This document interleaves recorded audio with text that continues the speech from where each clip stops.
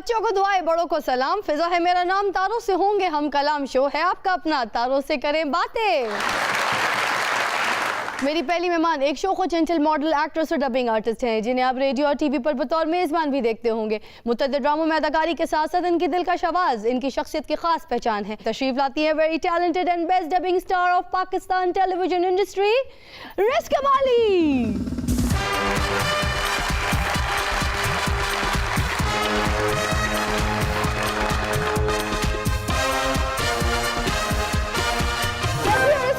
मैं प्यारी, आप कैसी हैं? खूबसूरत तरीन, खूबसूरत तरीन, हसीन तरीन। अस्सलाम वालेकुम, कैसे हैं आप? बेहतरीन, अच्छी खासी उन्होंने आपस में एक दूसरे की तारीफें करनी थी। सरेआम खुलेआम हम करेंगे ये तबादला ख्याल। कोई पहन सकता है ऐसी साड़ी? कोई नहीं पहन सकता, इंसान तो नहीं पहन सकता। एहो जी चीज़ां बांस से टंगियां होंदियां, या स्टैचू ते होएगी या फिजा ते होएगी। मैंने सुना था कि फीमेल से जेलस होती है, यहाँ कुछ उल्टा नहीं हो रहा? हम एक दूसरे की तारीफ कर रहे हैं, you guys are getting jealous of her. I mean it's really bad. है ना गलत? बताइए, मुझे बताइए। हम लोग तो फीमेल है ना, हमारे पास एक शीमेल भी है। चाचा अब आप सोच रही होगी कि who is the female? He is female. अच्छा, मैंने कहा शायद यहाँ पे टॉस होगा पहले। हाँ विक्की साहब, he is she-male and she is he-male। और ये हमारी फ्री मेल। तशरीफ रखेंगे, बहुत सारी तालियों में रिस्क कमाली।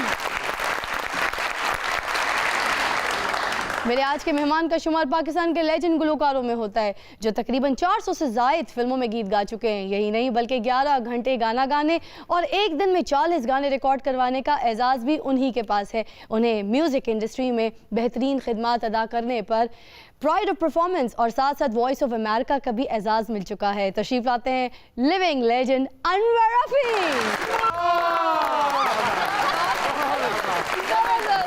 We have अनवर रफ़ी साहब और रिस्क कमाली। रिस्क क्या कर रही हैं? हैपनिंग है आपकी लाइफ में। मैं बताती हूँ मैं क्या कर रही हूँ। मैं यहाँ मौजूद हूँ, यहाँ पे तारों से बातें हो रही हैं। ये बैठे मुस्कुराहट चेक करें, वजी मुस्कुराहट। और यहाँ पे ये खुशादा, क्या बात है जी, हंसते हैं तो हंसते ही चले जाते हैं। खुशादा घराना भी है माशाल्लाह, फिर भी घराना, खुशादा हंसी, खुशादा मुस्कुराहट और ये खुशादा शर्माना। हाय हाय हाय। और यहाँ और इधर चाचा शादा ते जूने ते बाल ते बर्तन धो ते लगा लो ऊपर एक ही गाल थी। आप बैठी हैं, ये देखें जी, ये काले सूटों में ते ये काले करतूतों में। आप भी ना घर जाके सदका दीजिएगा। हाँ, चाय का भरा हुआ कप पकड़ के आपने इतनी सारी बातें कर दी। मेरे देखिए, मैं बताऊं आपको, जरा जूम इन करें जो कैमरा खोल के कोल ही लाया। देखें ये जो होठ है ना खूबसूरत से प्यारे से, इनके नीचे एक तिल है और ये जो तिल है ये नजर का टीका है। सदका देने की जरूरत क्या बात है? पहले ही नजर का टीका लगा के ऊपर वाले ने यहाँ भेजा है मुझे। फिर भी अगर सदका देना हो तो चाचा हाजिर है। चाचा ना कर, छड़ दे, उन्होंने पिछा है ना, तिलों च तेल नहीं है। नहीं, कुड़ी ने जनाजे से जाके भी कंपेयरिंग शुरू कर दी है। ये जो मरा पड़ा है ये कोई आम आदमी नहीं है, ये जैसे मरा है ऐसे कोई भला मर सकता है। ऐसे मरने के लिए भी आदमी को बहुत मरना पड़ता है। मर के जीने से बेहतर है कि आदमी ऐसे मर जाए जैसे ये मर के दुनिया में अमर होके और दुनिया से जा रहा है। फिजा, ये देखें कि मेरे एक यहाँ मौजूद होने से जो मेरा रिफ्लेक्शन पड़ा है ना सब पे, ये भी कितना बोल पड़े, उनकी भी चाबी स्टार्ट हो गई है। ये डबल सिम लगा के जो बैटरी लगाई है ना आप लोगों ने, क्या बात है, मुझे मजा आ गया। मैं कह रही हूँ शागिर्दी में आपके आ जाऊँ या आप आ जाओ। ਇਹੋ ਜਿਹੀਆਂ ਬੱਚੀਆਂ ਸਿਰਫ ਰੇਡੀਓ ਤੇ ਪ੍ਰੋਗਰਾਮ ਕਰਦੀਆਂ तो सुनने लिए सिर्फ अम्मी होती है। और नाल कह दिया मैंने कि इस प्रोग्राम को सुनने के लिए फरमाइश की थी मेरी मामा ने। इसलिए कुड़िया ना घर बैल दे के देखिए मेरे पास डिटर्जेंट पाउडर है, इस पाउडर के साथ आप अपने बर्तन भी धो सकते हैं, अपना फर्श भी साफ कर सकते हैं, फर्नीचर की अच्छी तरह सफाई कर सकते हैं। अगर आप मुझे ये यहाँ से लेंगे तो आपको मैं सस्ता दे दूँगा, और कंपनी के पास आएंगे तो आपको महंगा पड़ेगा। अगर आप यहाँ से लेना, देखिए आपका फर्नीचर इस तरह चमक जाएगा जिस तरह से मेरी गालें हैं। आपका फर्नीचर इस तरह नजर आएगा जैसे ये तेल है। और इस डिटर्जेंट पाउडर से आपका जो है वाशरूम बिल्कुल चमकदार हो जाएगा। वाशरूम के अंदर से आपको अपना मुंह नजर आएगा। और घर वाले जो पाउडर पा गए कुछ नहीं था, कहते ना हुण तू जाएगी ना तेरा पाउडर जाएगा। लगता ਤੁਹਾਡੇ ਦੋਵਾਂ ਦੀਆਂ ਤਾਰਾਂ ਇੱਕੋ ਹੀ ਸੁੱਚ ਚ ਲੱਗੀ ਹੈ। ਸੋ ਜੀ ਬੱਚੀਆਂ ਨਾ तेज बोल के अपनी जुबान अपने दंदां थले ले लेंगी। वो बात दे, मैं सुबह सुबह उठी हूँ, मैं जा रही थी ओ मांगी तो ना उसने ना मुझे ना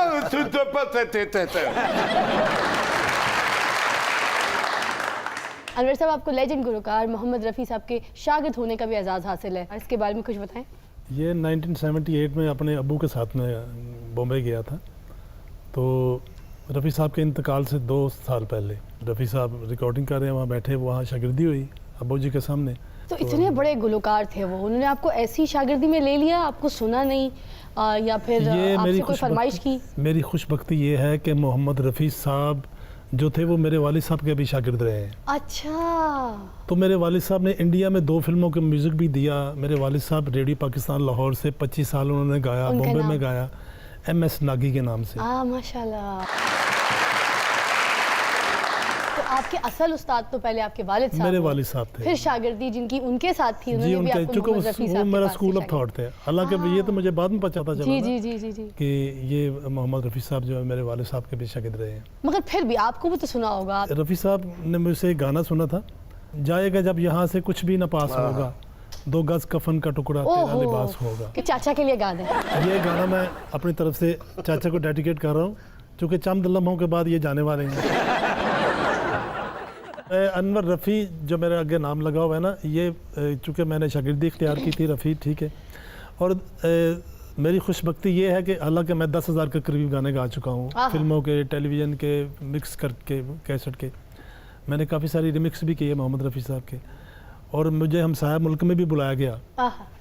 और ये मेरे लिए एक बहुत बड़ी एजाज़ की बात ये है कि दिल्ली में मैंने एक शो किया वहाँ, तो वहाँ चंद लोग खड़े होकर उन्होंने जब मुझे ये कहा कि Anwar Rafi, you are not Anwar Rafi, you are Mohammad Rafi. Very good. Riz Kamali, आप यूएई में रहती थी, तो फिर पाकिस्तान कैसे आना हुआ? अब्बू ने यहाँ गवर्नमेंट ज्वाइन कर लिया था, अब्बू गवर्नर सिंध के मुशीर हो गए थे, तो then we had to come back over here. तो ये सारी चीज़ें थी, तो इस वजह से यहाँ आना पड़ा, और आपसे मुलाकात जो है वो किस्मत में थी, तो बस आना हुआ। ज़बरदस्त। आपने अपने करियर का आगाज़ कैसे किया था? आप आरजे बनी थी पहले या फिर आप एक्ट्रेस बनी थी? नहीं, ना आरजे ना actress. I started with hosting. Private channel था, मैं नाम नहीं देना चाहूँगी यहाँ पर, तो वो आए थे रिकॉर्डिंग के लिए। उन्होंने हमारे इंस्टीट्यूट में से ही 2 ग्रुप्स बनाए स्टूडेंट्स के, and there was a topic कि इनर ब्यूटी ज़्यादा अफेक्टिव होती है या इम्पैक्ट उसका ज़्यादा अच्छा होता है, या जो आपके लुक्स होते हैं ज़्यादा लॉन्ग लास्ट क्या करता है। तो I spoke really well on that and I von that competition. तो उसके बाद मुझे होस्टिंग ऑफर हुआ था, मैं तब भी ऐसे ही बोला करती थी। अच्छा, तो मैंने कौन सा प्रोग्राम था जो आपको ऑफर हुआ था सबसे पहले? एक ब्रांड था, उसकी होस्टिंग थी, ब्रांडेड शो थे, उसके 13 शोज थे। एक मुझे वो ऑफर हुआ था, I started with that, and then एक और चैनल था, प्राइवेट चैनल, मैंने उनका एक गेम शो होस्ट किया था, तो वहाँ से मैंने स्टार्ट किया। Then I was offered from another channel acting के, regarding acting, and then I started with that special project जो कि रमज़ान का था, जो पूरे 30 डेज ऑन एयर हुआ, ईद पे ख़त्म हुआ तीसरे दिन, और वहाँ से बस there was no come back. तो आपको क्या लगा कि आपका ब्रेक थ्रू क्या बना? आपकी होस्टिंग या फिर आपके एक्टिंग में आपके चार्म्स, आपकी परफॉर्मेंसेस?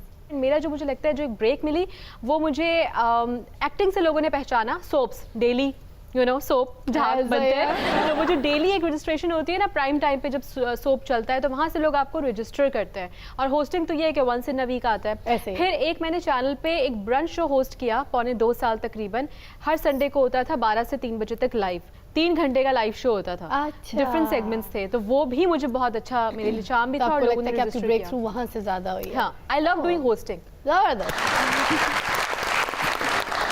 अनवर साहब, आपके बारे में कहा जाता है कि आप हर तरह के गीत गा लेते हैं, तो किस तरह के गीत गाना खुद को आपको बहुत पसंद है?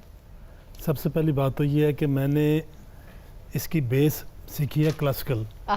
उसके बाद फिर मेरा स्कूल ऑफ थॉट चूँकि मोहम्मद रफ़ी साहब थे, तो अल्हम्दुलिल्लाह मैंने हर जो लेजेंड म्यूज़िक डायरेक्टर था उनके साथ मैंने काम किया, और रेडियो पे भी मैंने गज़ल भी गाई, गीत भी गाई, यानी गाने की हर सिम्त को मेरे अल्लाह ने मुझे ये तौफीक दी कि मैंने गाया। आपको लगता है क्लासिकल गाना जो है वो एक ऐसी बेसिक लर्निंग है कि अगर आपको क्लासिकल गाना आता हो और सीखा हुआ हो, तो आप हर किस्म का गाना गा सकते हैं, चाहे जी वो बिल्कुल पॉप ऐसे ही है जैसे कि आदमी हो। कोई एक मकान की बेसमेंट बनाता है या नी बनाता है, पंजाबी में कहते हैं नी जी मजबूत हो ना, और तो भावें तुसी 5 मंजिल बिल्डिंग खड़ी कर लो, तो बेस अच्छी हो ना बंदे की, तो फिर वो जहाँ मर्जी बुनियादें मजबूत रहती हैं। चाहे वो गज़ल गा ले, चाहे वो गीत गा ले। और ये 40 गाने एक दिन में आपने रिकॉर्ड करवाए, गाए हैं? ये 4-5 मरतबा हुआ है। SM सादिक साहब अल्लाह ताला 40 ज़िंदगी दे, एक दिन में रिकॉर्ड? जी जी 40 ट्रैक मैंने एक दिन में। यार बहुत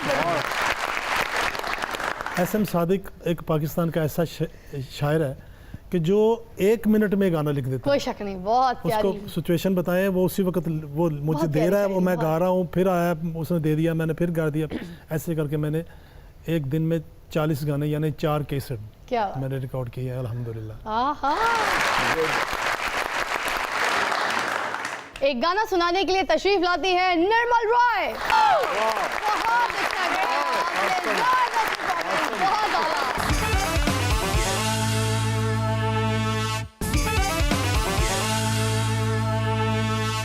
खुशामदीद, आप देख रहे हैं तारों से करें बातें। आपने बेशुमार सिंगर्स के साथ भी गाना गाया है, कौन से ऐसे सिंगर है जिनके साथ आपको गा के बड़ा अच्छा लगा और आपने कहा यार ये अच्छा गाता है, मेरे साथ जरा अच्छी केमिस्ट्री बनती है, फीमेल या मेल? अब मैंने अल्हम्दुलिल्लाह सबके साथ 2 गाने की शक्ल में गाया, लेकिन सबसे ज़्यादा मुझे अच्छा तब लगा जब मलका तरन्नुम नूरजहान के साथ मैंने 2 गाने की और मेहदी हसन साहब, ये 2 लेजेंड आर्टिस्ट ऐसे थे जिनके ज़ेर साया, मैं ये नहीं कहूँगा कि उनके साथ 2 गाना गाया, ये क्योंकि वो बड़े लोग थे, उनके ज़ेर साया मैंने यार कितनी प्यारी बात बोली है, क्या उनके साथ 2 गाने गाए।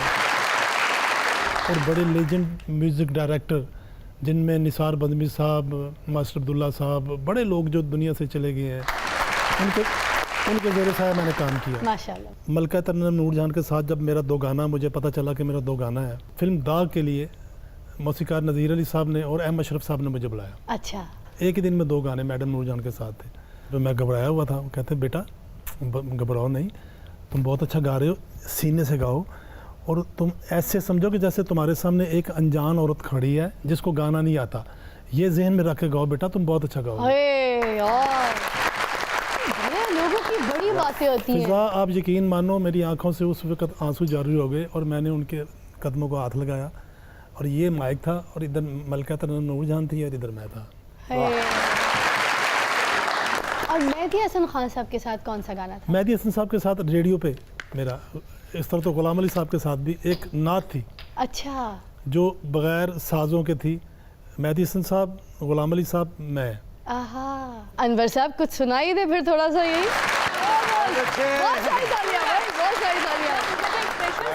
स्पेशली वो जो ये करके किया था। और जो उन्होंने कहा ना मेरे साथ ऐसी नौकरां तेरे नहीं, उन्हें सोच ले कि मैंने को की चीज मंगवानी है। अच्छा, रिस्क माली आपने सरताज, सौतन, फासलों के दरमियान, ये तो खैर मेरा आपके साथ ही था, फासलों के दरमियान बड़ा पसंद भी किया गया था। आपकी जिंदगी मुझे दोस्ती भी तेरा वहीं से- पता चाहिए, जिंदगी मुझे तेरा हाँ, पता चाहिए, लाहौर में तब से हमने उस शूट पते पे किया। खत लिख रही हूँ आपके तरफ। मैं भी एड्रेस की तलाश में ही हूँ। तो कैसा रहा ये तजुर्बा, इतने प्यारे प्यारे प्लेज, इतनी डिफरेंट परफॉर्मेंसेज? अच्छा फिजा, मैं जो भी कैरेक्टर प्ले करती हूँ, मुझे ये लगता है कि मैं उसमें अपना आउटपुट, मेरे इनपुट होगा तो आउटपुट होगा। Right. तो मैं उसको कैरेक्टराइजेशन भी करती हूँ, उसका लुक भी बनाती हूँ, उसकी टोन भी डिस्कस करती हूँ डायरेक्टर से, और मुझे मज़ा आता है वो करते हुए और वेरिएशंस देते हुए। अच्छा, मुझे ज़्यादातर जो ऑफर हुई और जो लोग पसंद करते हैं वो नेगेटिव कैरेक्टर्स में करते हैं। रिमेंबर हमने भी जो साथ काम किया उससे मैंने आपको किडनैप किया था, याद है? मुझे कुर्सी से बांध के इतना मारा करती थी, इतना मारा करती थी। जान से मार दिया था नहीं, भाई, यही गलती की इसने। तो एक्टिंग बहुत सारे कैरेक्टर्स थे, लेकिन एक मैंने किया था साइको लड़की का कैरेक्टर था, और जहांरा बेगम उस प्रोजेक्ट का नाम था। वो सब लोगों ने बहुत पसंद किया। उसमें मुझे लगता है शायद एक्टिंग करने की ज़रूरत नहीं पड़ी मुझे।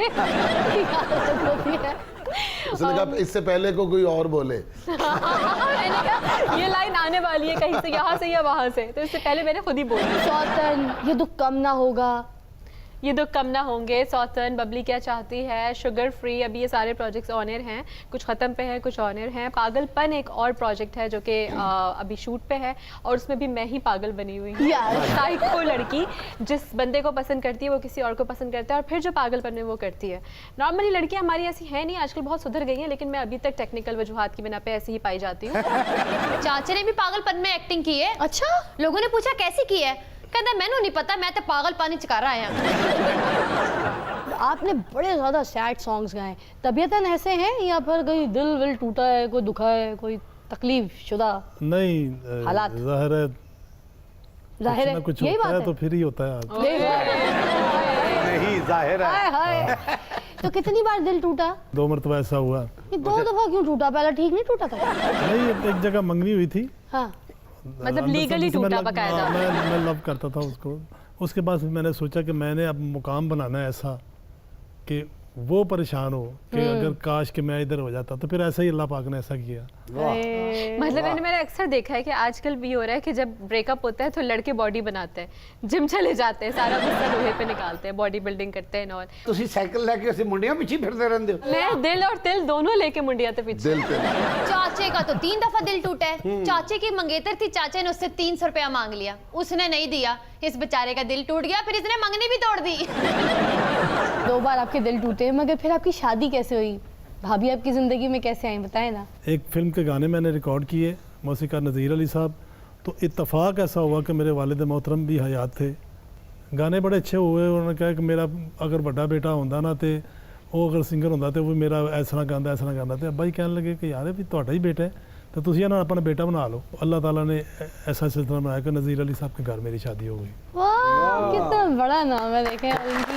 तो अल्हम्दुलिल्लाह मेरी बेगम जो है वो 12 साल की उम्र से तहज्जुद गुजार भी हैं, माशाल्लाह। एमए इंग्लिश भी हैं, पढ़ी भी क्या लिखी बात हैं, है। दीनी तालीम भी वैसे भी वो मुझे भी समझती हैं। तो ये पता नहीं, वो कहते हैं ना किसी वक्त बात की हो वो अल्लाह ताला सुन लेता है, तो वो क्या? पता नहीं वो कोई ऐसा वक्त था कि जो मैंने सोचा तो वो मालिक ने कर दिया।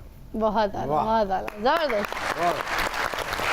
बिकॉज आजकल जदीद मीडिया का दौर है, तो रेडियो की जो अहमियत है वो थोड़ी सी कम हो गई है, मगर आप साथ साथ टीवी के रेडियो पर भी काम करती, तो कैसा फीडबैक मिलता है आपको?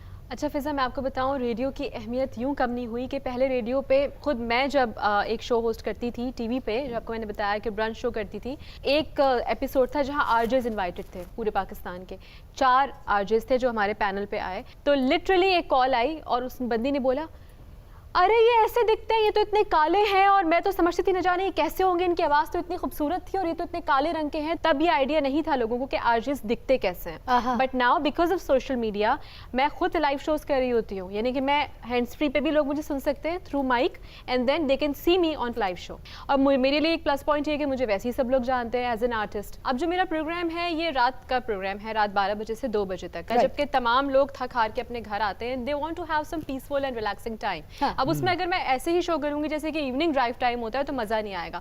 सो it has to be very soft, smooth and soothing and subtle. तो जो मेरा अंदाज होता है वो कुछ इस तरह से होता है। शुड आई प्लीज तालियां। हेलो जी, अस्सलाम वालेकुम, दिस इज़ मी रिस्क कमाली। आप सुन रहे हैं मुझे दिल के अफसाने में, और दिल के अफसाने में सितारों की बारात में, तारों की छाँव में, ठंडी ठंडी हवा में, ये साथ, ये लम्हा, ये खूबसूरत एहसास मज़ीद पास रहेगा। शब 2 बजे तक हम और आप करेंगे दिल से दिल की बात। बीच में कॉल भी ले लें। हेलो रिस्क कमाली जी, कैसी हैं आप? मैं प्यारी, आप कैसे हैं? अच्छा सुनिए, ये रेडियो का नंबर है, पर्सनल नंबर दो ना। क्यों दूं ना, ऐसे ही सब कुछ आपको मिल जाएगा तो फायदा क्या? कुछ कहिए, कुछ बताइए, कुछ सुनिए, कुछ जतलाइए। ये लहकती चहकती महकती बहकती लटकती मचकती रिस्क कमाली, ऐसे ही क्या सब कुछ सुनिए, बता इतना मत देगी? बोलिए, मुझे सोना भी है। सो के क्या करेंगे? सो के क्या करेंगे? सोएंगे तो खोएंगे। मुझे सोने की अपना जरूरत सेल नहीं है। नंबर दो ना, मैंने वीडियो कॉल करके आपका वो तिल देखना है जो मेरा दिल लेके जा रहा है।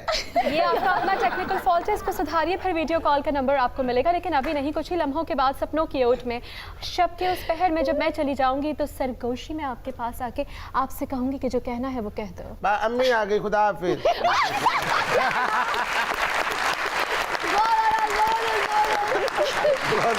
कोई गोलगप्पे खांदे इन्नी बड़ी खट्टा मंग दिया, आखिर ते जो तक उत्ते ना लोड़े बाज नहीं आती। देखें चाचा जी, ये सबको पता है कि नहीं कि जिंदगी का मजा तो खट्टे में ही है। स्टैंड अप कॉमेडी की परफॉर्मेंस के लिए तशरीफ लाते हैं वेरी विटी नसीम विकी। विकी साहब, किस बात पे तबसरा होगा आज, किस पे बात होगी? आजकल तो अपना फ्लैक्सेस बनना शुरू हो गए हैं ना। हाँ। कि अगर किसी ने पब्लिसिटी करनी या कोई फिल्म का पोस्टर बना तो फ्लैक्स आ जाती है। पहले एक जमाना होता था, कच्चे बोर्ड बनते थे, दीवारों के ऊपर लिखा जाता था। हकीम भी दीवार के ऊपर लिखते थे, फिल्मों के नाम होते थे वो भी दीवार के ऊपर ही लिखे जाते थे। दीवारें उस दौर का ना सोशल मीडिया होती थी, तो ਉਹਦੇ ਤੇ ਵੀ ਚੋਰੀ ਲਿਖਦੇ ਸਨ। तो जिस बंदे का घर है ਉਹਨੂੰ पता नहीं कि मेरे बाहर कंध की लिखा है। रात ਨੂੰ हकीम ਦਾ ਇਸ਼ਤਿਹਾਰ ਲੱਗਾ ਤੇ ਸਵੇਰੇ ਫਿਲਮ ਦਾ ਲੱਗਾ ਹੋਇਆ। ਉਹ ਸਵੇਰੇ ਬਾਹਰ ਨਿਕਲ ਕੇ ਵੇਖਦਾ ਸੀ, ਮੈਂ ਵੇਖਾਂ ਮੇਰੀ ਦੀਵਾਰ ਤੇ ਫਿਲਮ ਲੱਗੀ ਆ, ਹकीम ਲੱਗਾ। उस जमाने में क्या होता था कि दीवार किसी ने लिखी है ना, सियासतदान का नाम लिखा, मतलब सियासतदान का नाम लिखा कि शेख रशीद तेरी अजमत को सलाम है। अब एक बंदा आया, उसने आगे ना फटाफट जल्दी जल्दी में उसने इधर उधर देखा है, ठीक है, तो उसने अपने हकीम का जो बोर्ड लिखना है उसने लिख दिया शेख रशीद तेरी अजमत को खारिज का 100% इलाज। फिल्म की दीवार लिखी जाती थी और साथ कास्ट भी लिखी जाती थी, वो कास्ट भी आपस में मिक्स हो जाती थी। अजब खान बतौर मुस्तफा कुरैशी और शेख रशीद। इतना बड़ा लिखा होता फिल्म साज, और साथ ही थोड़ी सी बारिश आई और अगली जो दीवार है ना वो साथ मिक्स हो जाती, फिल्म साज हकीम लुकमान। ये रात के उस पहर में आते थे मुंह लपेट के, जिਵੇਂ कोई चोर आ रहे हो, कंध लिखने से बंदा आ रहा तो लग रहा है जो हलाकू खान के बच्चे जान है।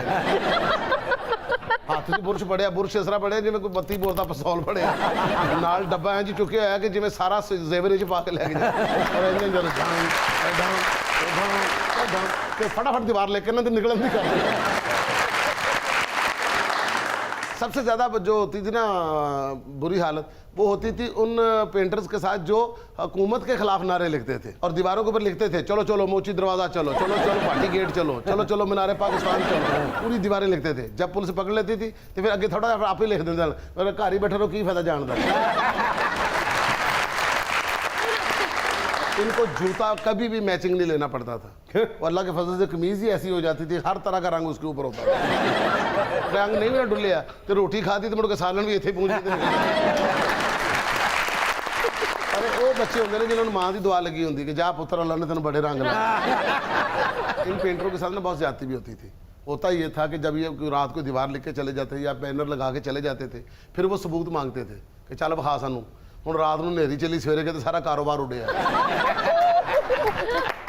ਚੰਗਾ ਭਲਾ ਭਾਈ ਦਾ ਕੱਚਾ ਬੋਰਡ ਲੈ ਕੇ ਲਾਇਆ ਤੇ ਜਦੋਂ ਬੰਦਾ ਚੈੱਕ ਕਰਾਉਣਾ ਸੀਗਾ ਪਹਿਲੇ ਤੇ ਆ ਲੱਗਾ ਸੀ ਕੱਚਾ ਬੋਰਡ, ਜਿਹੜਾ ਬੰਦਾ ਆ ਰਿਹਾ ਪੜ ਰਿਹਾ ਤੇ ਜਦੋਂ ਬੰਦੇ ਨੂੰ ਸਬੂਤ ਵਿਖਾਣਾ ਸੀ ਲੈ ਕੇ ਆਇਆ ਤੇ ਜਦੋਂ ਵਿਖਾਇਆ ਤੇ ਹਨੇਰੀ ਨਾਲ ਵਿੰਗਾ ਹੋ ਗਿਆ ਤੇ ਪੁੱਠਾ ਹੋਇਆ। ਜਦੋਂ ਬੰਦੇ ਨੇ ਚੈੱਕ ਕਰਨਾ ਸੀ ਜਾਣਾ ਤੇ ਬੈਨਰ ਕੋਈ ਉੱਡੇ ਨੇ, ਉਹ ਜਿਵੇਂ ਔਰਤ ਨਹੀਂ ਬੁਰਖਾ ਨਿਕਲ ਕੇ ਚੁੱਕ ਕੇ ਉੱਤੇ ਪਿੱਛੇ ਸੁੱਟ ਲੈਂਦੀ, ਇਸ ਤਰ੍ਹਾਂ ਦੁਕਾਨ ਦੇ ਉੱਤੇ ਚੜਿਆ ਬੰਦਾ ਕਹਿੰਦਾ ਜੀ ਇਹ ਇੱਥੇ ਹੀ ਲੱਗਾ ਸੀ, ਕਿੱਧਰ ਗਿਆ? ਉਹ ਕਹਿੰਦਾ ਚਲੋ ਦੁਬਾਰਾ ਲਾ। इलेक्शन जो लड़ते सन उन्होंने बैनर लिखे जाते सन, बूटा आपकी उम्मीदों का तर्जमान, न झुकने वाला न बिकने वाला, बूटा हमारा बूटा हमारा। ਹੁਣ ਰਾਤ ਉਹ ਵਿਚਾਰੇ ਨਾ ਲਾ ਕੇ ਬੈਨਰ ਚਲੇ ਜਾਂਦੇ ਸਨ। ਉਹ ਜਿਹੜੇ ਗਰੀਬ ਸਪੋਰਟਰ ਹੁੰਦੇ ਸਨ ਨਾ ਰਾਤ ਨੂੰ ਬੈਨਰ ਲਾ ਕੇ ਨਾ ਤੇ ਮੁੜ ਕੇ ਉਹਨੇ ਰੂਮ ਭਰਾ ਕੇ ਤੇ ਉਹ ਰਜ਼ਾਈ ਬਣਾ ਦਿੰਦੇ। ਅਚਾਨਕ ਮਹੱਲੇ ਦਾ ਕਾਉਂਸਲਰ ਕਿਧਰੇ ਐਵੇਂ ਚੱਕਰ ਲਾਉਂਦਾ ਆ ਜਾਂਦਾ, ਉਹਨੂੰ ਇਸ ਗੱਲ ਦਾ ਗੁੱਸਾ ਹੁੰਦਾ ਕਿ ਇਹਨੇ ਮੈਨੂੰ ਵੋਟ ਨਹੀਂ ਦਿੱਤਾ, ਤੇ ਉਹ ਆ ਕਹਿੰਦਾ ਮੈਨੂੰ ਤੁਹਾਡੇ ਤੇ ਗੁੱਸਾ ਜੇ ਤੁਸੀਂ ਮੈਨੂੰ ਵੋਟ ਨਹੀਂ ਦਿੱਤਾ, ਤੇ ਅੰਦਰ ਆ ਤੇ ਰਜ਼ਾਈ ਤੇ ਆਪਣਾ ਨਾਂ ਲਿਖਿਆ, ਜਦੋਂ ਘੱਟਦਾ ਨਹੀਂ ਕਹਿੰਦਾ ਆ ਵੇਖ ਲਓ ਕਿੰਨਾ ਪਿਆਰ ਹੈ ਤੁਹਾਡੇ ਨਾਲ, ਰਜ਼ਾਈਆਂ ਤੁਹਾਡੇ ਨਾਂ ਦੀਆਂ ਬਣਾਈਆਂ। ਪਿਛਲਾ ਕੋਣੀ ਮਾਰ ਕੇ ਕਹਿੰਦੇ ਤੁਹਾਡੇ ਨਾਂ ਦੀਆਂ ਨਹੀਂ ਬਣਾਈਆਂ, ਤੁਹਾਡੇ ਬੈਨਰ ਦੀਆਂ ਬਣਾਈਆਂ। ਅੱਛਾ ਜਿਹੜੇ ਪੇਂਟਰ ਹੁੰਦੇ ਨੇ ਆਪਣੀ ਤਸਵੀਰ ਬਣਾਉਂਦੇ ਇਹਨਾਂ ਨੂੰ ਬੜਾ ਸ਼ੌਕ ਹੁੰਦਾ, ਇਹਨਾਂ ਨੂੰ ਦਿਲ 'ਚ ਹੁੰਦਾ ਕਿ ਮੈਂ ਲੋਕਾਂ ਦੀਆਂ ਤਸਵੀਰਾਂ ਬਣਾ ਰਿਹਾ, ਔਰ ਜਿਹੜੀਆਂ ਮੈਂ ਤਸਵੀਰਾਂ ਬਣਾ ਰਿਹਾ ਇਹਨਾਂ ਦੀ ਸ਼ਕਲਾਂ ਹੈ ਤਸਵੀਰਾਂ ਬਣਾਉਣ, ਮੇਰੀ ਆਪਣੀ ਵੀ ਬਣਨੀ ਚਾਹੀਦੀ, ਔਰ ਆਪਣੀ ਫੋਟੋ ਤੇ ਬਹੁਤਾ ਟਾਈਮ ਲਾਏਗਾ, ਔਰ ਆਪਣੀ ਫੋਟੋ ਬਣਾ ਕੇ ਤੇ ਆਪਣੇ ਆਪ ਨਾਲ ਨਹੀਂ ਰਲਦੀ, ਤੇ ਬਹੁਤਾ ਫਰਕ ਕੀਤਾ ਹੁੰਦਾ, ਔਰ ਉਸ ਤੋਂ ਬਾਅਦ ਉਹਨੂੰ ਲਾ ਕੇ ਤੇ ਉਹਨੂੰ ਆਰਟ ਦੀ ਨਜ਼ਰ ਨਾਲ ਵੇਖ ਰਿਹਾ ਹੋਏਗਾ ਕਿ ਇਹ ਕੈਸੀ ਬਣੀ। ਔਰ ਗਰੀਬ ਇੰਨਾ ਹੁੰਦਾ ਕਿ ਘਰ ਦੇ ਵਿੱਚ ਆਟੇ ਨਾਂ ਦੀ ਕੋਈ ਚੀਜ਼ ਨਹੀਂ ਹੁੰਦੀ ਤੇ ਫੋਟੋ ਇੰਜ ਬਣਾਈ ਹੁੰਦੀ ਜਿਵੇਂ ਪੂਰਾ ਮੁਲਕ ਇਹਨੇ ਬਣਾਇਆ, ਔਰ ਫੋਟੋ ਬਣਾ ਤੇ ਲੈਂਦਾ, ਫਿਰ ਮੁੜ ਕੇ ਲਾਣ ਦੀ ਜਗ੍ਹਾ ਕੋਈ ਨਹੀਂ ਹੈ ਕਿਉਂਕਿ ਮੈਂ ਲਾਵਾਂ ਕਿੱਥੇ, ਕਿਸੇ ਨੇ ਲਾਣ ਹੀ ਨਹੀਂ ਦੇਣੀ, ਫਿਰ ਆਪਣੀ ਦੁਕਾਨ ਦੇ ਸਾਹਮਣੇ ਲਾ ਦਿੰਦਾ, ਔਰ ਦੁਕਾਨ ਦੇ ਸਾਹਮਣੇ ਲਾ ਕੇ ਤੇ ਮੁੜ ਕੇ ਇਹਨੂੰ ਇਹ ਵੀ ਸ਼ੱਕ ਹੁੰਦਾ ਕਿ ਮੇਰੀ ਫੋਟੋ ਕਿਸੇ ਨੇ ਪਾੜ ਦੇਣੀ। ਇੰਨਾ ਬੈਂਕ ਦੇ ਅੱਗੇ ਕੋਈ ਚੌਕੀਦਾਰ ਨਹੀਂ ਧਿਆਨ ਰੱਖਦਾ ਜਿੰਨਾ ਆਪਣੀ ਫੋਟੋ ਦਾ ਧਿਆਨ ਰੱਖਦਾ, ਔਰ ਇੰਜ ਬੈਠਾ ਫੋਟੋ ਵੱਲ ਵੇਖ ਰਿਹਾ ਹੁੰਦਾ ਜਿਵੇਂ ਕਿਸੇ ਨੇ ਖਰਾਬ ਨਹੀਂ ਕਰਨੀ, ਫੋਟੋ ਨੇ ਆਪ ਹੀ ਉੱਠ ਕੇ ਟੁਰ ਪੈਣਾ ਹੈਗਾ। ਅਗਰ ਕੋਈ ਲੰਘਦਾ ਬੰਦੇ ਦਾ ਐਵੇਂ ਕਿਧਰੇ ਅਚਾਨਕ ਐਂ ਕਰਕੇ ਧਿਆਨ ਪੈ ਗਿਆ। ਔਰ ਬੱਚੇ ਸਕੂਲ ਜਦੋਂ ਜਾਂਦੇ ਨੇ ਨਾ ਪੁਰਾਣੇ ਜ਼ਮਾਨੇ ਜਦੋਂ ਬੱਚੇ ਹੁੰਦੇ ਸਨ, ਐਵੇਂ ਲੰਘਦਾ ਨਾ ਵੇਖਦਾ ਕਿ ਪੈਂਟਰ ਤੇ ਹੈ ਨਹੀਂ, ਉਹਨੇ ਆਲਾ ਦੁਆਲਾ ਵੇਖਿਆ ਨਹੀਂ, ਉਹਨੇ ਮਾਰੀ ਫੱਟੀ ਉਹਦੇ ਮੂੰਹ ਦੇ ਉੱਤੇ, ਕਿਸੇ ਬੋਰਡ ਦੇ ਪਿੱਛੇ ਮੂੰਹ ਕੱਢ ਕੇ ਕਹਿੰਦਾ ਉੱਥੇ ਕਿ ਮਾਰਨ ਡਿਆ, ਇੱਥੇ ਮਾਰ।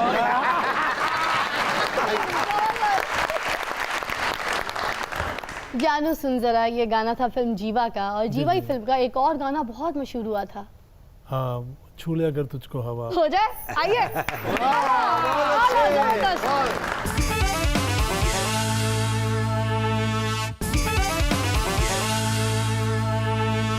वेलकम बैक, आप देख रहे हैं तारों से करें बातें, और हमारे साथ मौजूद हैं अनवर रफी और रिस्क माली। अनवर साहब अपनी जाती जिंदगी के बारे में भी कुछ बताएं। क्या बच्चों में भी गुलकारी का शौक पाया जाता है? जी अल्हम्दुलिल्लाह। बल्कि मेरा एक दरमियाना बेटा है, वो तो उसने एक फिल्म का म्यूज़िक भी दे दिया है माशाल्लाह। और गिटार प्लेयर है, पढ़ भी रहा है कॉलेज में। और सबसे छोटा बच्चा जो मेरा है, उसने 7 साल की उम्र में जो पिछला वर्ल्ड कप हुआ था उसका उसने गाना रिकॉर्ड किया था वर्ल्ड कप का। वाओ। इति वर्ल्ड के नाम से उसने किया था। आप देखें, उसमें उसने एक्टिंग भी की और साथ में गाया भी। क्या नाम है उनका? इति। इत्ती। हाँ, अच्छा। इत्तेज़ान अनवर नाम है, इत्ती। तो और इसे short उसकी कंपोजिशन रौनक अली ने की थी। रौनक अली हमारे बड़े अच्छे म्यूजिक डायरेक्टर हैं। आहा, जबरदस्त। जैसे आपने बहुत सारे ड्रामों की डबिंग भी की है, जैसे मेरा सुल्तान, हुरम सुल्तान आप बन चुकी हैं, और भी बहुत सारे कैरेक्टर्स जो बड़े फेमस हुए, ड्रामे बड़े फेमस हुए, वो आपकी आवाज़ की भी वजह से हुए। तो कुछ उसके बारे में बताइए ना। हाँ, ये बड़ा एक न्यू सफ़र, एक न्यू वेंचर कह लीजिए जो स्टार्ट हुआ, बिकॉज पाकिस्तान में सबसे पहले जो प्रोजेक्ट हिट हुआ टर्किश कंटेंट, वो था Ishq Mamnu. And when I was called for that, तो मुझे पता ही नहीं था कि डबिंग होती क्या है। मैं सिर्फ कमर्शियल की वीडियोस किया। और इश्क ममनू की वजह से ये सारा जो था ट्रेंड फैल गया था कि बस ये वाले ड्रामे आने, टर्किश ड्रामे, और उनकी डबिंग होनी है। इश्क ममनू में बीतर का डब मैंने किया था, उसकी वॉइस जो मेन लीड कैरेक्टर था, यानी कि बैरन साथ, यानी बीतर का जो रियल नेम है वो बैरन साथ है, टर्किश एक्ट्रेस हैं। और उनके जितने भी प्रोजेक्ट्स हैं पाकिस्तान में, वो सारे मैंने डब किए हैं, चाहे वो इश्क ममनू हो, फातिमा गुल हो, इंतकाम हो, या कौसम सुल्तान हो। बीतर को आप सुनती थी, उनके रियल ड्रामास जो थे वो जाके देखती थी, उनकी आवाज़ को कॉपी करती थी? नहीं, वो ऐसे होता है, इनकी आवाज़, मैं वैसे फ्रेंकली बताऊं, ये जितनी भी ख़वातीन है तुर्की की, स्पेशली जो मैंने बीतर को सुना और इवन मरियम को जो हुरम सुल्तान कैरेक्टर किया, इन लोगों की आवाज़ बहुत भारी होती है, इनकी पर्सनालिटी पे जचती नहीं, मतलब मर्दाना आवाज़, मर्दाना आवाज़, लगता है कोई और पीछे से बोल रहा है। जरा बीतर बन के दिखाइए ना। अच्छा, बीतर का बता दूं मैं कि जब मैं गई हूँ तो जो भाई ने ये बोला कि बीतर ऐसी है जैसी आप हैं, यानी इसी तरह के कपड़े हैं, वो ही बात है और वैसे ही बोलती है। ठीक। तो मैंने ऐसे ही बोला नॉर्मली, जी मिस्टर अदनान कैसे हैं आप? I'll miss you, come soon, हाँ? बहलूल, तुम्हारे सिवा मुझे कोई अच्छा ही नहीं लगता। अब ये वही आवाज़ है जो मेरी आवाज़ है, आपने तो सुनी है कई दफ़ा। हुरम के साथ मैंने कुछ अत्याचार किया था, खेला था उसकी आवाज़ के साथ। हुरम के साथ मैंने खेला था और मैंने उसको एक टोन दी थी। और जो मेरा कैरेक्टर था, शायद क्योंकि एक्टिंग मैं ऐसी करती रही हूँ, यहाँ के ड्रामों में भी पागलपन टाइप की, साइको टाइप की, आला किसी चीज़ को अप्रिशिएट करते हैं तो आला कहते हैं तुर्की में ना। हमारे पास कुछ और है लैंग्वेज, उनका ये है।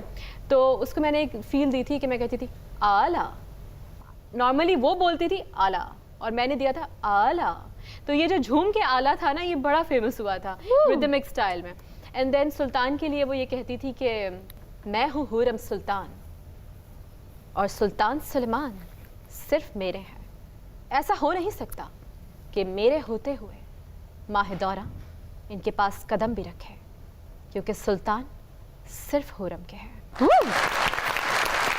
और ये एक स्टाइल बना। तो बस ये है कि फिर मेरा सुल्तान में हुरम एंड ये जितने भी कैरेक्टर्स थे, मुझे एक्चुअली रेडियो ऑफर ही हुआ था ये कैरेक्टर्स के हिट होने के बाद। आपको पाकिस्तान का बेस्ट डबिंग आर्टिस्ट का अवार्ड मिलना चाहिए, स्वेयर।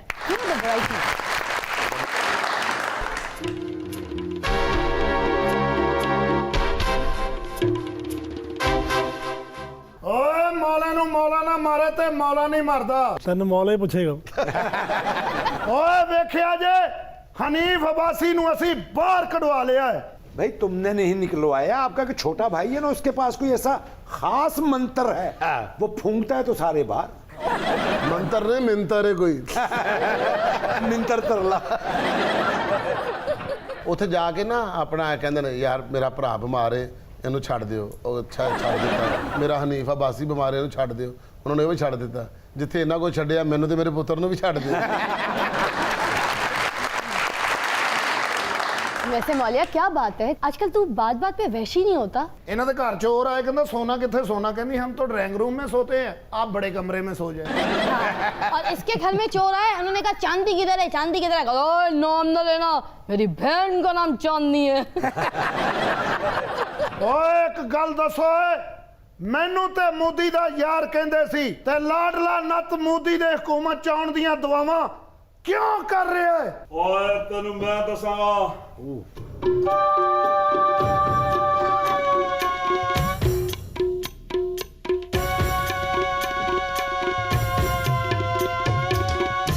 ओए वेखिया ही हनीफ अब्बासी भी बाहर आ गया ही। ਓਏ ਬਿਜਲੀ ਦੇ ਦਫ਼ਤਰ ਜਾ ਕੇ ਸੂਈ ਗੈਸ ਦਾ ਬਿੱਲ ਤਾਰਨ ਵਾਲਿਆ।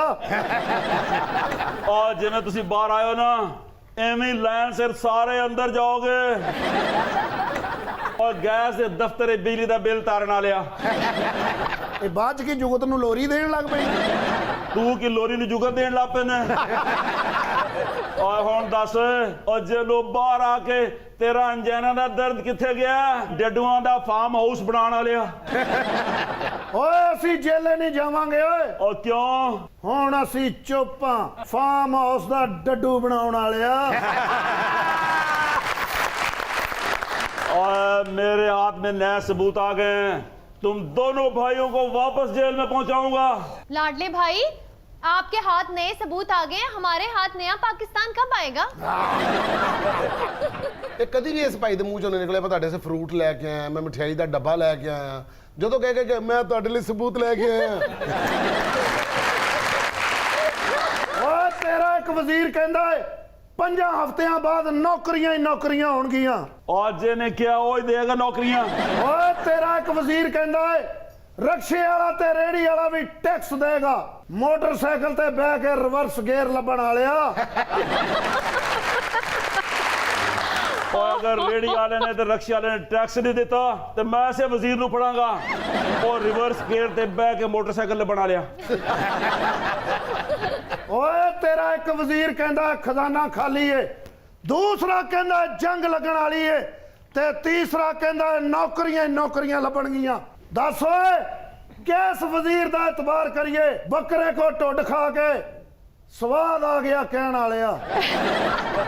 और मैं तो एक भरावां वाला मशवरा दिया ਕਿਹੜਾ ਓਏ? और किसी वजीर दा यकीन ना करो जो मैं कह रहा हूं ओदा यकीन करो। और स्वाद आ गया कह के बकरे दी ढुड खाना लिया। ਦੱਸ ਓਏ ਤੂੰ ਕੀ ਕਹਿ ਰਿਹਾ ਹੈ? और मैं कह रहा जागदे रहना मेरे ते ना ਮੇਰੇ ਤੇ रहना। ਨਾ ਰਹਿਣਾ। और मैं तो एक गल दसना चाह रहा ਕਿਹੜੀ ਗੱਲ ਓਏ? कि 4-5 साल तुहाडे मसले हल नहीं होने। 4 साल मेरे ऐसे हुकूमत रह गए ने ਆਹੋ मैनू हुकूमत करन दियो 10 साल मैनू दियो एज ए प्रेसिडेंट फिर अगले 14-15 साल मैं तुहाडा कोई गद्दा मसला हल करांगा। ਇਹ 100 ਸਾਲ ਵੀ ਇਸ ਬੰਦੇ ਨੂੰ ਦੇ ਦਿੱਤਾ ਨਾ ਇਹਨੇ ਫੇਰ ਕਹਣਾ ਮੈਨੂੰ 100 ਦਿਨ ਹੋਰ ਦਿਓ। जितने साल भी दे दो, ये जितने महीने भी ले चुके हैं जनाब, उसके बाद पूछो कि अभी तक कुछ हल क्यों नहीं हो, तो कहते हैं पिछली हुकूमत से पूछो। इसकी मुर्गी ने अंडा नहीं दिया, फिर उसके सर पे खड़ा होकर कहता है ये जो कुछ भी हो रहा है ना ये पिछली हुकूमत की वजह से हो रहा है। बारिश एक दिन स्लिप हो गया, स्लिप होकर देख के कहता जो करवा रही पिछली हुकूमत करवा रही है। एक शादी में खाना कम हो गया, वहां पे लोग कहते थे जो करवा रही पिछली हुकूमत करवा रही। एक दिन एक जुत्ती ਦਾ ਪੈਰ ਨਹੀਂ ਸੀ ਲੱਭ ਰਿਹਾ, ਕਹਿੰਦਾ ਜੋ ਕਰਾ ਰਹੀ ਨਾ ਪਿਛਲੀ हुकूमत करा रही है। हाँ साहब, आप तो किसी किए कराए का जवाब ही नहीं दे रहे। जो बात भी होती है मलबा आप उस हुकूमत पर डाल देते हैं, तो आप क्या करेंगे और कब करेंगे, कुछ तो बताएं। और ये लोग 30 साल से बैठे मुझे तुम 30 महीने भी नहीं दे रहे हो। ਇਹ ਜਦੋਂ ਆਪਣਾ ਪੈਟਰੋਲ ਨਿਕਲਿਆ ਇਹਨਾਂ ਨੇ 130 ਰੁਪਏ ਦਾ ਕਰ ਦਿੱਤਾ। पाकिस्तानियों ने पाकिस्तान का नया पेट्रोल है, महंगा तो होगा। गर्मियों में उसे पेट्रोल च बर्फ पा के भी बेची जा रहे हैं। ठंडा पेट्रोल मोटरसाइकिल के इंजन की हिफाजत करे। वैसे माशाल्लाह इन लोगों की हुकूमत ठंडी, इनकी जुगतों की कॉमेडी ठंडी, ये पोर्शन ठंडा। बाहर जाके लगा लो लस्सियों का स्टॉल। ठंडी लस्सी गरम पेट्रोल आजा मेरे कोल कोल, ठंडी लस्सी गरम पेट्रोल आजा मेरे कोल कोल ठंडी लस्सी गरम पेट्रोल। आजा मेरे कोल कोल। अनवर साहब, ठंडी लस्सी गरम पेट्रोल। सॉरी, मैं कुछ और कहना चाह रही थी, मुंह से निकल गया। गर्मी की शिद्दत की वजह से ये पोर्शन जरा हमने ठंडा डिजाइन किया है ताकि लोगों को गर्मी की शिद्दत में ठंडक महसूस हो। सुनते हैं कुछ मुनफरिद सी खबरें और नॉर्मल लाती हैं अजीब व गरीब खबरें। आज कौन कौन सी खबरें लेकर आई हैं, जरा सुन ले। जी बताएं। पाकिस्तानी लड़की अपने शोहर की खूबसूरती को छुपाने के लिए उसे बुर्का पहनाकर होटल ले गई। तस्वीर सोशल मीडिया पर वायरल। वैसे यार इन औरतों की भी समझ नहीं आती कि बंदों के ऊपर इतना जुल्म अच्छा नहीं होता। मतलब उसको बुर्का पहना रही है, खुद बुर्का पहन के चली जाए ताकि किसी को पता नहीं चले ये तुम्हारा शौहर है। पहले खामद बीवियों को कहते थे कि बुर्का कर, अब बीवियां कह रही होती है जानू बुर्का पहन लो, किसी लड़की की तुम पे गलत नजर ना पड़ जाए। ये लड़की तो खूबसूरती छुपाने के लिए बुर्का पहना के लेके गई ना। चाची ना चाचे की बदसूरती छुपाने के लिए चाचे को बुर्का पहना के लेके जाती है। चाचा तो एक दिन ना टोपी वाला बुर्का पहनकर ना सड़कों पे भागा जा रहा, लोगों ने पूछा ये क्या, कह रहा स्पाइडरमैन। वैसे तो बुर्का एवेंजर होता है ना, तो चाचा बुर्का पहन ले तो बुड्ढा एवेंजर होता है। एक दिन चाचा गटर के ऊपर से गुजरा, बुर्का गटर के ऊपर ही रह गया, चाचा गायब। लोगों ने चाची से पूछा कि चाचा किधर है, कहती पता नहीं अंदर को अपना सामान लेने गया। अगली खबर क्या है? ब्राजील में बदकिस्मत चोर रात को चोरी करने के बाद लिफ्ट में फंस गया। सुबह जब लिफ्ट चली तो पुलिस ने धर लिया। इसने जो चोरियां की है ना, मामूली मामूली सी, अपनी बुढ़ी दे पर्स चो पैसे काट ले। चाचा इससे भी घटिया चोरी करता है। रेडी तो अमरूद चुक लिया, बच्चे दे हाथों टॉफी खो ली, बूटां दे तस्मे काट ले। इसने किसी का कुत्ता उठा लिया और उसको अपने बुरके के अंदर कर लिया। अब कुत्ता भौंके तो लोग देखे, जो भी चाचा की तरफ देखे तो कुत्ते की आवाज को चाचा सिंक करता था। कुत्ता करे वाव वाव। और चाचे ने तो एक दफा ना खुसरे का बैग ही चोरी कर लिया। खुसरा बता रहा है। हाँ। ये आपकी इन जुल्फों का कमाल है जो खुली हुई है ना मेरी तरह। वो लहदा बात है कि आप बाल ना शैम्पू से धोती हैं। हाँ। चाचे ने तो कच्ची लस्सी भी नसीब नहीं होती। चाचा कहता ना सर, जो चाची ने एक दफा लस्सी के साथ धो दिया, चाचे ने निचोड़ के तो आधा गिलास बना लिया।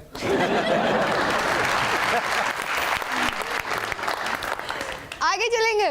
साबका वजीर आला सेन कायम अली शाह बेध्यानी में किसी और का बैग लेके जहाज से उतर गए। अच्छा, नाम उनका कायम है और उनका एक भी हवास जो है वो कायम नहीं है।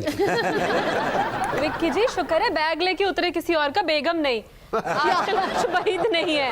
हाँ, सही बात ऐसे बंदे का कोई पता नहीं, बेगम उतर के गई है, हमारी हम नहीं वापस करेगा। कायम अली शाह तो इतने पुराने, जब इस दुनिया में पहाड़ भी नहीं उगे थे तो ये आ गए थे, बल्कि घास भी नहीं थी ये मौजूद थे। और जब ये वजीर आला थे ना, उस वक्त दुनिया में कोई नामो निशान तक नहीं होता था, ये अकेला वजीर आला था। खुद ही अपने आप को वोट देता था और खुद ही कामयाब हो जाता था। अल्लाह। और खुद ही सो जाता और खुद ही कहता कैम हो कैम हो। कैम की गल है ना। अल्लाह क्या बात है। और कायम अली शाह साहब तो दरबार ते गए ने ते वापसी ते गड्डी भुल गए, और गड्डी भुल गए ने लेकिन लंगर लेना नहीं भुले होते। अच्छा, लंगर दे एडे पक्के ने कि एक बारी इन्हों ने पुलिस फड़ के लै गई। क्यों? उन्होंने कहा कि की होया कि इन्होंने को इंडिया का लंगर लेकर आया। चंगेज खान को एक दफा एक बंदे ने पूछा कि आपने दुनिया में किसी आदमी को जिंदा भी छोड़ा? हाँ। उसने कहा जी हाँ, एक को छोड़ा। कौन? उसका नाम कायम अली शाह। आगे चलेंगे। चलो जी। ओए नहीं, न्यूज के लिए। अब देखिए आगे है कि अरे नहीं, न्यूज। निर्मल तू बोल ना अपनी खबर। ऑस्ट्रेलियन एयरपोर्ट अमले ने दूध के गैलन साथ ले जाने से मना किया तो चीनी मुसाफिर ने वहीं दूध पीकर गैलन खाली कर दिए। ये कोई चाइना का गुजर है जिसने फौरन रिएक्ट कर लिया और उसने कह दिया कि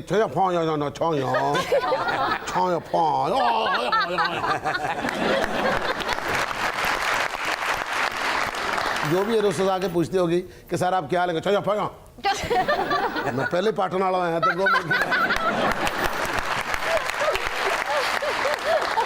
चाचा भी एक दफा ना एयरपोर्ट पे पकड़ा गया। क्यों? तो उन्होंने कहा आपके पास एक्स्ट्रा लगेज है, हाँ। ज्यादा पैसे लगेंगे। सारे कपड़े ना पहनकर तो वहां घूमने लग गए। एडे एडे मोटे पित्ते दे दाने निकल आए सन। और फिर वो गाना भी चलता होगा ना, दाने पे दाना, दाने पे दाना, ओ दाना दाने पे दाना दाना, ओए चाचा पाटा पुराना, ओए एडा पाटा पुराना, नहीं ए दे जे आना, ओए हो।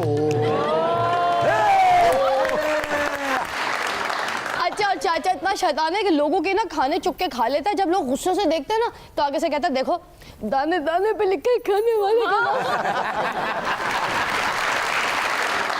आपका बहुत बहुत शुक्रिया अनवर साहब कि आपने वक्त निकाला, हमें अपनी मौसीकी से लुत्फ अंदोज किया।